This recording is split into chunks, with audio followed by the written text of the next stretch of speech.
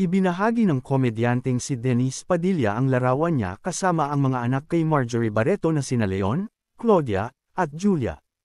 Miss you mga anak, mababasa sa kanyang caption. Bukod sa mga anak, kasama rin sa larawan ang sinasabing ina ni Denise at lola nina Leon, Claudia, at Julia. Hindi naman nabanggit ni Denise kung kailan ang eksaktong araw ng pagkikita nila, subalit noong 2 ng Abril, mukhang nagkita sina Denise at anak na si Leon para sa kaarawan ng huli. Balita, showbiz, sports, features, opinyon, ibahagi, home, showbiz, events. Denise Padilla, Flinex larawan nila ng mga anak. Photo courtesy, Denise Padilla, IG. Denise Padilla, Flinex larawan nila ng mga anak. By Richard De Leon, April 6, 2025. Ibahagi. Ibinahagi ng komedyanteng si Denise Padilla ang larawan niya kasama ang mga anak kay Marjorie Barreto na sina Leon, Claudia, at Julia. Miss you mga anak, mababasa sa kanyang caption.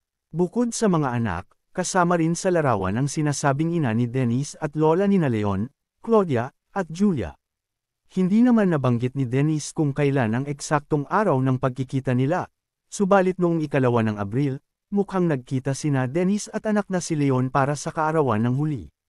Sa kabila ng mga naunang hindi pagkakaunawaan, ipinahayag ng aktor ang kanyang pagnanais na muling makasama at makausap ng masinsinan ang kanyang mga anak.